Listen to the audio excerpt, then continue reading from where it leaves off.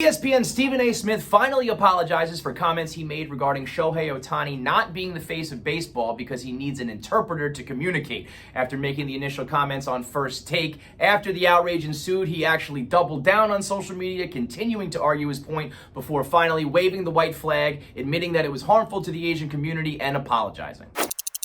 On Monday's episode of First Take, Stephen A. Smith said, when you talk about actually gravitating towards the tube or to the ballpark to actually watch a guy, it doesn't help that the number one face is a dude who needs an interpreter to know what the hell he's saying. The backlash to these comments were overwhelming, with the reaction ranging from hypocritical all the way to xenophobic, and for three main reasons. A, it's factually incorrect. Over the years, we've seen a plethora of superstars who don't speak English or speak broken English or use an interpreter. From the Japanese superstars like Ichiro and Matsui, you had Hispanic superstars, Spanish-speaking superstars, like Vlad Guerrero doesn't speak a lick of English. You've had Sammy Sosa and Manny Ramirez using broken English or talking through an interpreter. His contemporary today, Ronald Acuna, another face of baseball, doesn't speak any English. Hell, Mike Trout speaks English, but you never hear from him. He doesn't do these interviews. He doesn't do these appearances, and nobody argues that that's harming the game of baseball. Sure, they might call him boring, but nobody's saying that it's a problem for Mike Trout. They're just saying he doesn't have that X factor. So the fact that Shohei Ohtani is the face of baseball just due to his play on the field,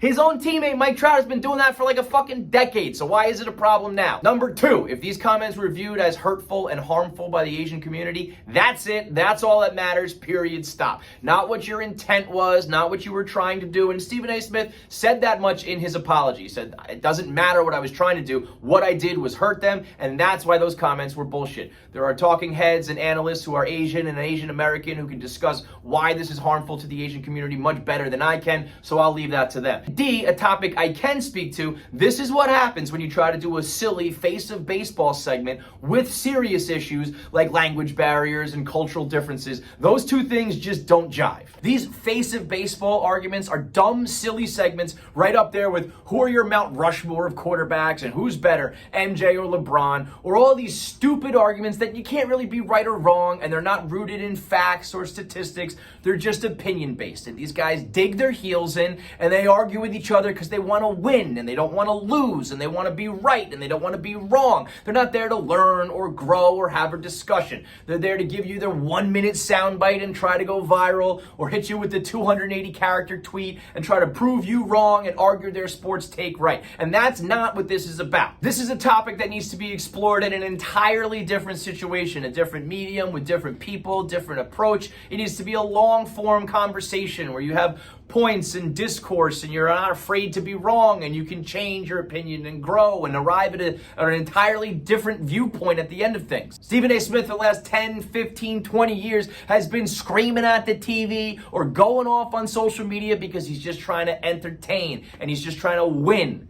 You can do all that when you're talking shit to Cowboy fans and you put on the hat and you smoke the cigar and you rile up the fan base. Take that mentality and mix it with a very nuanced, difficult to navigate topic. It's a recipe for disaster. I'm sure there is a very layered discussion to be had about the impact of an interpreter on your marketability or your popularity. If Stephen A. Smith was on some sort of panel having a quiet, rational, long-form discussion where he said, I don't know if Shohei Ohtani can ever reach the level of a Derek Jeter or a Peyton Manning or a Tom Brady or even someone like The Rock because he won't be making appearances on SNL or he won't be on the late night shows or Good Morning America. There might be a discussion to be had on that. It still is going to come across as closed-minded and ignorant, but there are some points and there is some merit to the idea that if you can't speak English, you're never going to have those sound bites, those interview clips, the Conor McGregor moments where you go viral on the mic because you're talking shit or cracking a joke. That's true. There is some truth to that. But when it just comes across as, I don't know what the hell this guy is saying, so he can't be popular, it's gonna sound stupid and it's gonna be hurtful. So a show like First Take, they've either got to ignore the topic altogether or basically change the entire format of their show. It can't be a 1-minute back and forth, you go, I go, who's right, who's wrong, black or white issue, draw a line in the sand, which side are you on? It's gotta be a long, calm, thoughtful, rational discussion where you have more than just two guys arguing. You have people from the Asian community come in, people from the baseball world to come in, people who know about this stuff.